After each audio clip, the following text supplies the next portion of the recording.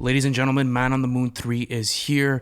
Scott Cudi just dropped the third part of his Man on the Moon trilogy, and you know what a day this is. But guys, before we actually get into our 15-minute review, guys, hit the subscribe button, hit the notification tab, and guys, leave your favorite song down in the comments. It's a fantastic project, and I am so excited to dive in, man. I can't believe that Cudi has come back after 10 years of not dropping a Man on the Moon project, and he comes back in late 2020 to just bring us another fucking spacey album, and I loved it. Oh, absolutely. It puts you into a different zone, and I think it's fitting that we actually dive into the track list right off the bat. We have 15 minutes to do this. Guys, as we said, we do this with every album and shit, so you guys could follow us and do whatever that good stuff goes. So listen, let's dive into this, man. Let's start with the intro, bro. What did you think about it, and how did it set the mood off for you? Yeah, so beautiful trip. It's like 40 seconds, and, you know, of course, it starts off with the Kid Cudi hums, which is classic, and it's the perfect thing to entrance you into this album. Mm-hmm. And apart from that, we hear like a pounding heart, and then we have like a mission call saying 3, 2, 1, kind of getting us ready for a liftoff into this new album. Absolutely. And not only that, but then it makes you get into like, it transitions you into the album, and now you're into that spacey vibe. It feels like, you know, you're actually a man on the moon, and then it gives you that type of intergalactic feeling. And that's what I like about these Man on the Moon installments.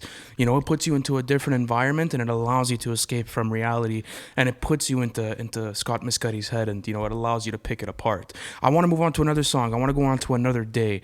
This is one of the strongest tracks off the project. It's really good because it sets the tone for the whole album, and you know, anyone who's watching this, you guys will notice that there's a difference from Act 1 to Act 2. So Lou, I'm going to take you off the bat, man. What do you think's the main difference from, let's say, Another Day towards, you know, the end of the tracks of the album? I feel like Act 1 is kind of more of a party aesthetic, yeah, which we saw with Tequila Shots and then Another Day, and then Act 2 is more, you know, Cudi battling his inner demons and that type of stuff. And we kind of get like a foreshadowing to that on Another Day, where Cudi talks about his long battle with his inner demons. And he sounds like an alien on this song, man. He sounds like he's out of this world. His vocals are very dynamic and out of this world, and I loved it. Absolutely. And one strong aspect about this Cudi album is the way he uses his vocals and implements them into his production. And we know how good Kid Cudi is with his humming, and we know how good he is with his vocal ranges, and we know how good he is on hooks.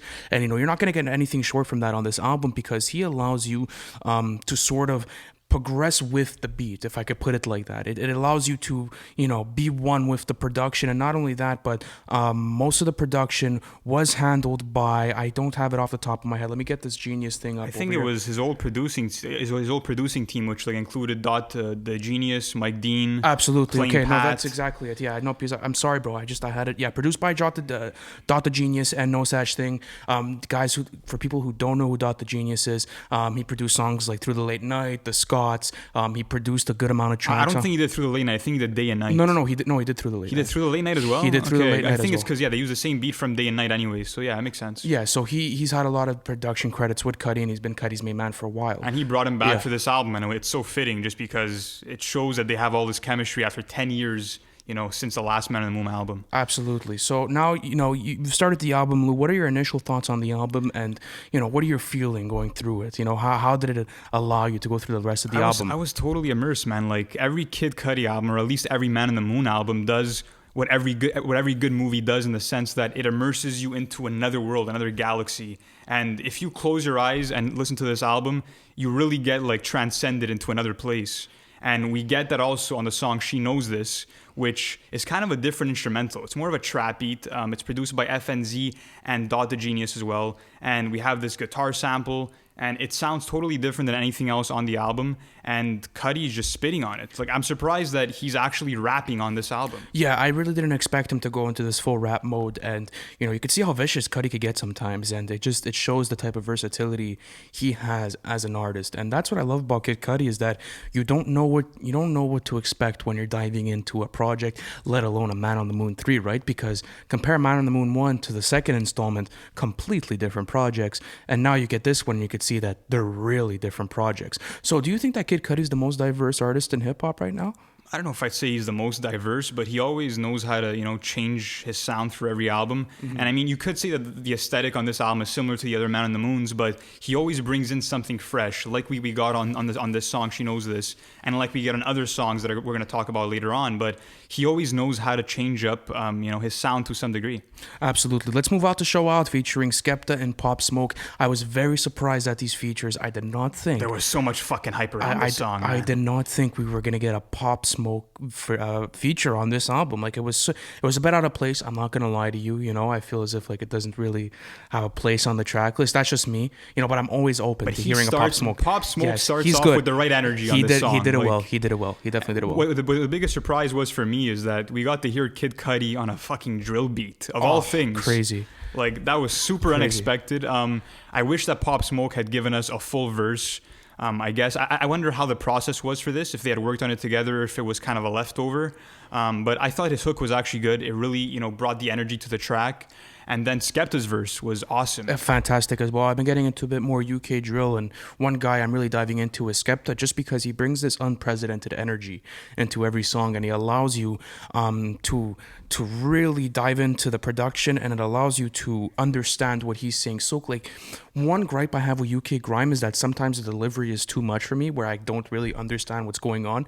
But Skepta's delivery, especially on Show Out, is super clean. It's super efficient. And shout out to Dot the Genius, because he did have production credits on this as well, and it was made by Plain Pat. So you saw the type of production they were going for, and of course Kid Cudi went on a drill beat. So take us on to the next half of this album, man. We're into Act 2 now. Yeah, we're in Act 2, and this next song is my favorite song off of the album. And it's Mr. Solo Dolo 3.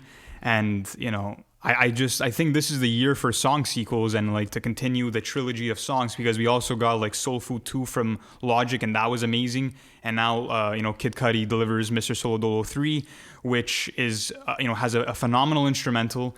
And I love what Cudi does with his voice here, just because he kind of sounds distant from his mic and his vocals are a bit distorted. And him sounding distant and far away from the mic makes me feel like he's not in touch with his own feelings. That's the theme that it brought out for me. And speaking on being on touch with those feelings, this is a bit more of a darker track for Cudi, where he's talking about a bit of substance abuse. He talks about using tequila. He talks about living life, but a bit of it being worthless. So I'm gonna read a bit of lines off this song. Many nights I spend getting fucked up, living the life. We get up and spread up this tequila in me. So you could kind of see what type of mood he's starting to write off. Like this is verse 1, right? So do you think that Kid Cudi was trying to embody the same sort of message he was in the first Man on the Moon, where, it was really promoting, general mental health and, being good within yourself? Or do you think that now this is more of a victory lap for him? It's 100% him bringing back the classic message that he always has. And I think that it's that you're not alone, pretty much. Absolutely. And that, no matter what shit you're going through, there's other people that are going through the same experiences, and you can work together to really get to the bottom of them.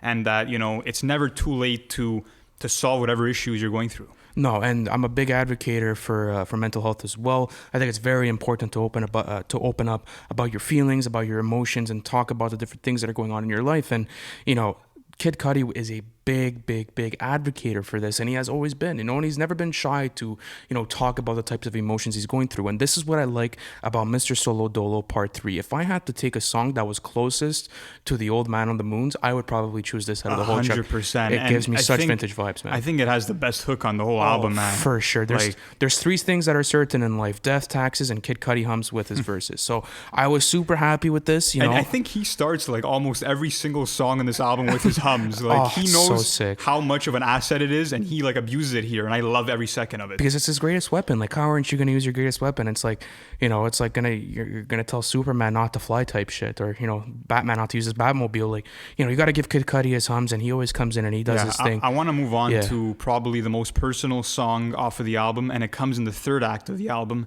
and it's Elsie's Baby Boy, Flashback. And I'm pretty sure that Elsie is the name of Kid Cudi's mother. Yes. And this song really touches you on an emotional level, just because Cudi opens up about losing his father at the age of 11. He talks about, witnessing his funeral, and how it kind of left an empty hole in his soul, and how that pain is still there, and it's always been there.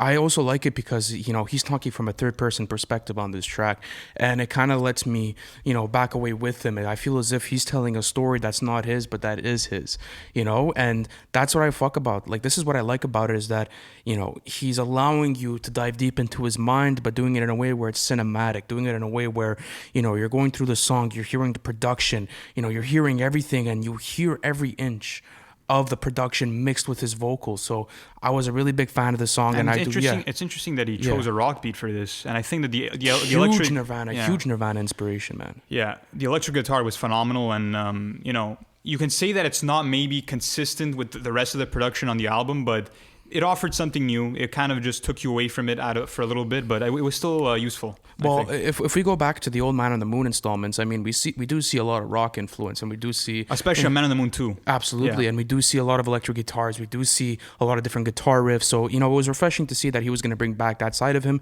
because there has been people that have criticized Kid Cudi in the past for using that sort of production. I absolutely love it. I'm always a big fan of Kid Cudi stuff. Let's move on to Rockstar Nights with him and Trippie Redd, bro. This is an absolutely phenomenal song. And when I saw the Trippie Redd feature, I was like, okay, this could go two different ways.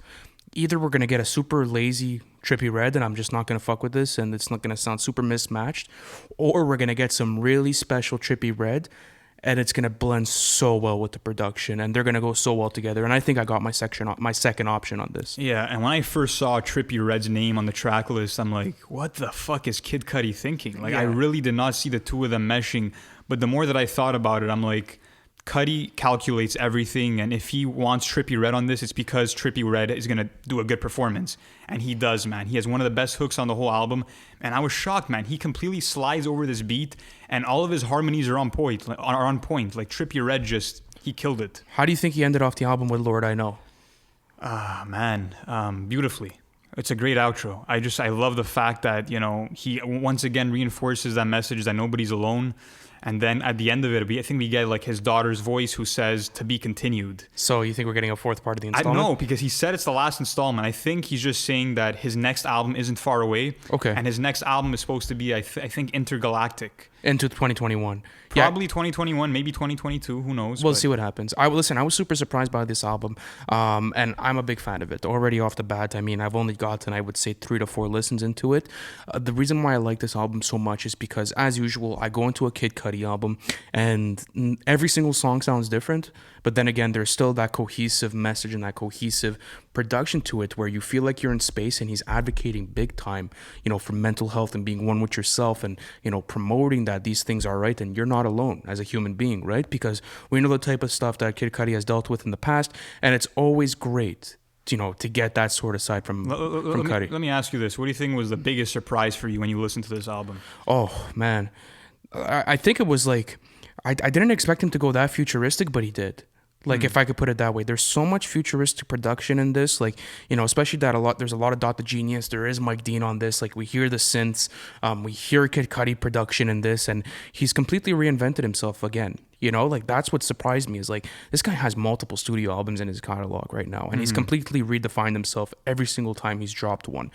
But now he's getting into, like, he's aging like wine now, man. Like, we could see the way Kid Cudi's starting to become appreciated, and that's what I like about this. And more than anything, it leaves me excited to where he's going to go to next, because this is the end of a chapter in his career, and I'm curious, what the future for Kid Cudi holds. And for me, I'd have to say the biggest surprise was that we did not get a Kanye West feature. Oh, wow. That's super I surprised. expected at least like a surprise feature that wasn't listed as on the track list, but that would just come randomly in the album, but it didn't. And I thought that just because Kanye was on the other 2 Man on the Moons, so I really thought he'd be on this one too. I guess maybe they got something else cooking up in the past. Let's go on to some commercial performance, man. So just a quick insight for everyone. Man on the Moon, the first one did 104K first week. Man on the Moon 2 did 169K first week, and debuted at number 3 and went platinum. And then Man on the Moon, the first one, debuted at number 4 and went 2 times platinum.